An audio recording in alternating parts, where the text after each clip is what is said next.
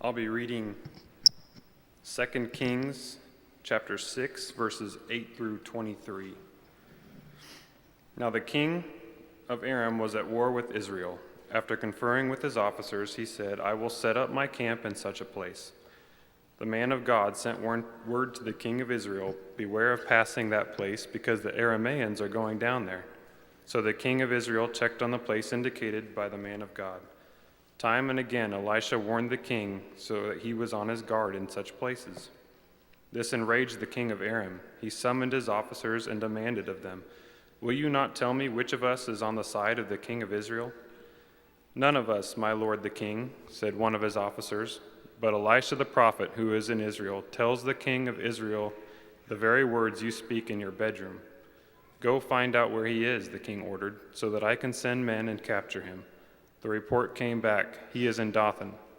Then he sent horses and chariots and a strong force there. He went by night and surrounded the city. When the servant of the man of God got up and went out early the next morning, an army with horses and chariots had surrounded the city. "Oh, my lord, what shall we do?" the servant asked. "Don't be afraid," the prophet answered. "Those who are with us are more than those who are with them."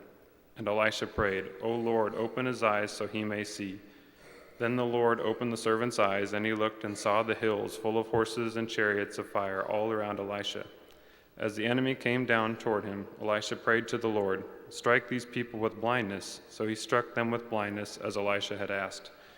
Elisha told them, "This is not the road, and this is not the city. Follow me, and I will lead you to the man you are looking for." And he led them to Samaria. After he entered the city, Elisha said, "Lord, open the eyes of these men so they can see." Then the Lord opened their eyes, and they looked, and there they were inside Samaria. When the king of Israel saw them, he asked Elisha, "Shall I kill them, my father? Shall I kill them?" "Do not kill them," he answered. "Would you kill men you have captured with your own sword or bow? Set food and water before them so that they may eat and drink, and then go back to their master." So he prepared a great feast for them, and after they had finished eating and drinking, he sent them away, and they returned to their master. So the bands from Aram stopped raiding Israel's territory.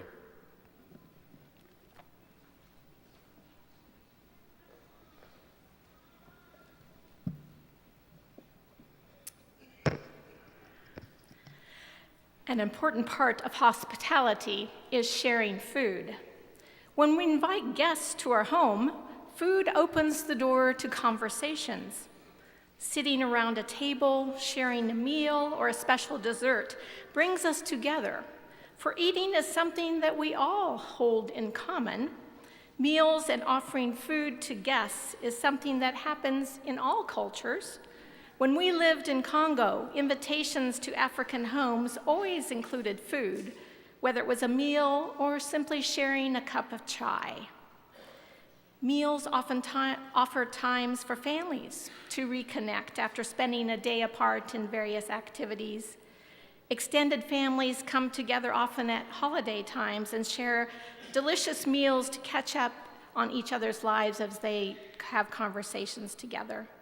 We do the same thing here at church. We did this last Sunday. We share potluck meals together. We reconnect with our church family and friends and guests, sharing food. But do we ever plan meals or create feasts for our enemies? This is certainly what happened in our Old Testament story today. This delightful story was not one that I grew up hearing. It's almost like a fairy tale. It certainly has a quality about once upon a time, happily ever after quality to it. We are completely caught off guard by the ending, for it's not something that we would expect. Enemies are not suddenly offered kindness and compassion. Warring nations do not suddenly have a feast together. Conflict and disagreements are not suddenly healed by offering a meal. But this is what happens between the Arameans and the Israelites. In this story, we notice that the only person that is named is Elisha the prophet. The relationship between Elisha and these two nations, Aram and Israel, is complex. If you remember from last Sunday, we had one story about Elisha healing the leprosy of Naaman, the commander of the Aaron army. And then following our story today, later in chapter 6, we find that the king of Israel threatens to have Elisha killed. I think it's easy for us sometimes to fall into the habit of viewing the prophets as only being on the side of the Israelites. And it's worth noting here that Elisha clearly stands on God's side and does not have any special allegiance to the king of either of these nations. Rather than ask for Israel to score a military victory, Elisha demonstrates that both nations that God is more powerful than their armies. His actions lead to peace for the citizens of both nations. Now, as we've already heard the story twice, we know that the story, Elisha is getting into trouble at the beginning time and again because he's foiling the plans of the king of Aram to attack Israel. The king thought someone in his inner circle was a traitor, but his officers assure him that it was the prophet Elisha who was telling the king of Israel the very words that you speak in your bedroom. In retaliation, the king boldly gives the orders to capture this prophet. Now, did the king really think that he could sneak up on Elisha, the man who knew his own secrets? But indeed, the army does surround the city where Elisha is. As the army marches towards Elisha, he turns to God and asks God to strike them with blindness. The intent here is not that God physically blinded them, but that God prevented the army from recognizing Elisha, and thus Elisha is able to guide them right into Samaria, right into their enemy's city. Now, this is almost too good to be true for the Israel's king. God has delivered his enemy into his hands. But instead of Elisha giving him the go-ahead to go ahead and kill these enemies, Elisha responds with compassion and mercy and says to set food and water before them so that they may eat and drink. Elisha invites the king of Israel to change his way of seeing, to see his enemies not as captives, but as guests. Enemies as guests to be fed. So that's what happened. A feast was prepared. They ate and drank, returned home, and peace was reestablished between these two nations. Food for the enemy brought shalom. Now we're reminded, too, that Jesus ate with enemies, at least those people whom religious leaders and religious establishments saw as enemies, tax collectors and sinners. Throughout his life, Jesus associated with the marginalized of that society and shared meals with the very people perceived to be impure and outside the believing community. Jesus ate with tax collectors like Zacchaeus and like Matthew. In the Sermon on the Mount, Jesus taught, love your enemies and pray for those who persecute you. Love your enemies. Be willing to share a meal with them. Show them compassion, mercy, and forgiveness, the very things that Chelsea read in her essay today. Just dovetails very nicely into this. Showing compassion, mercy, and forgiveness. And there's no better example of compassionate response to enemies than Jesus' words from the cross, Father, forgive them, for they do not know what they are doing. But Jesus understood and offered forgiveness. And in Romans, we find that through the death of Jesus on the cross, we are reconciled to God while we were yet enemies. The Apostle Peter spent his entire life scrupulously adhering to kosher dietary laws. Then, as Acts 10 recounts, the Holy Spirit gives Peter a surprising directive. Go hang out with Cornelius, a Gentile. Now, Peter considered both Gentile food and Gentiles themselves as unholy. Peter had to give up his lifelong food ways, which was part of his identity for the sake of Christ. unify himself with those he'd always regarded as unclean, those he considered enemies. He ate with them. He shared food with them, and in doing so made space for God's kingdom to break in. For Cornelius's household became believers. Sharing food with the enemy brought shalom. What about us? Are we ready to open ourselves to eating with our enemies? Now, this is a tough command when we are dealing with enemies close at hand, like that annoying person in your neighborhood or in your family, or the bully at school or at work. Can we offer hospitality to those who live, think, and vote differently than we do?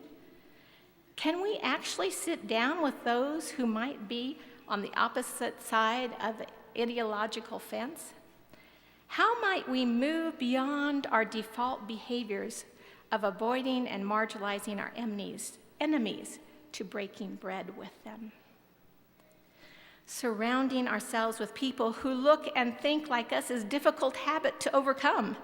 In fact, it's not a habit we ever think about changing. We like hanging out with people who are the same as us.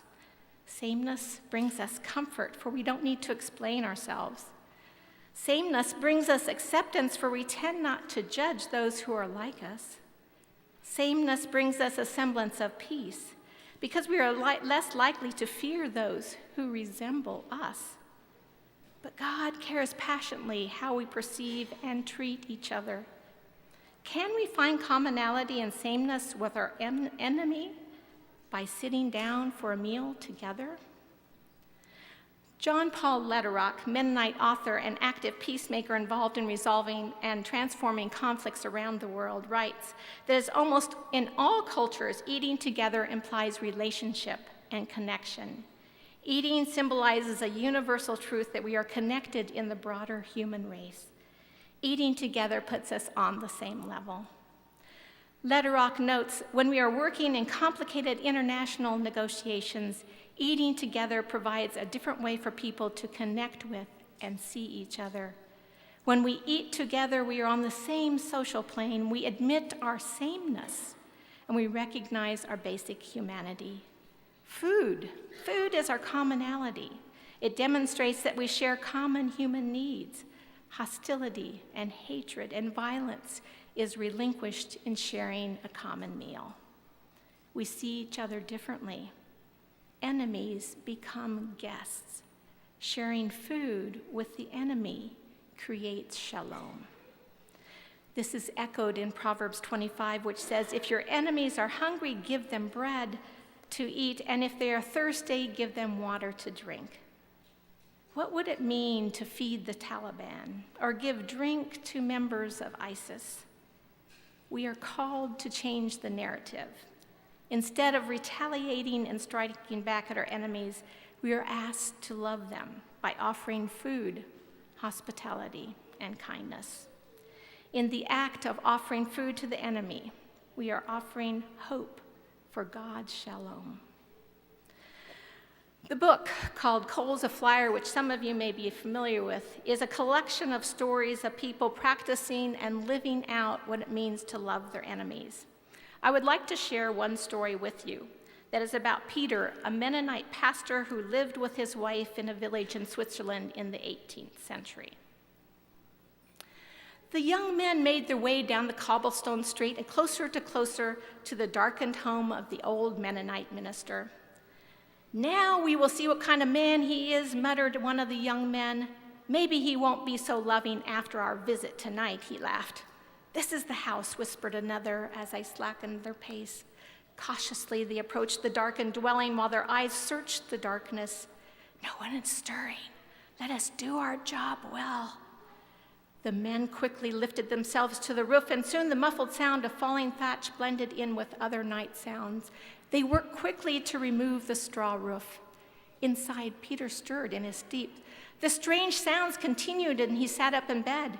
Something's not right. There are noises on the roof, he thought. Carefully, he made his way across the bedroom floor.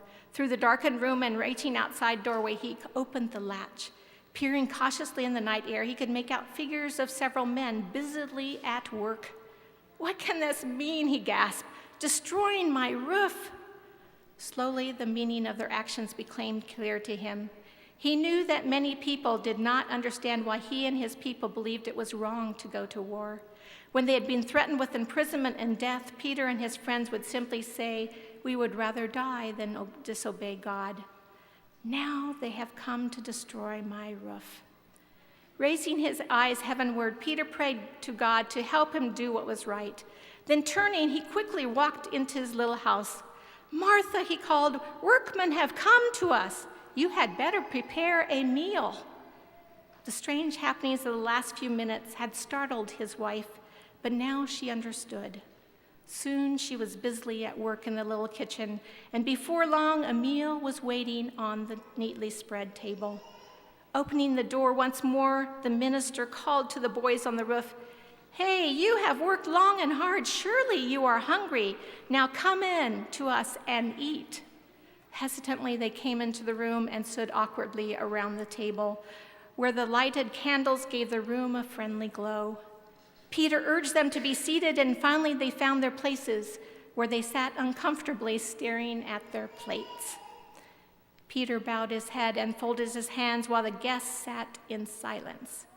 Then in his kindly voice, Peter prayed earnestly and fervently and lovingly for his guests and for his family. When the last words of the prayer were spoken, the young men raised faces flush red with shame. The food was passed and found its way onto their plates, but it seemed they could not eat. Each sat silent before his well-filled plate. Suddenly, as if by signal, the men pushed back their chairs and quickly disappeared through the door which they had just entered moments before. Once again, there were footsteps on the roof, and the shuffle of thatch could be heard, but this time it was not the sound of falling thatch. They were putting it back on the roof. Soon Peter heard the running footsteps of his guests as they disappeared down the cobblestone street. May we too find ways to share food with our enemies, to open doors for creating shalom in our communities and in our world. Amen.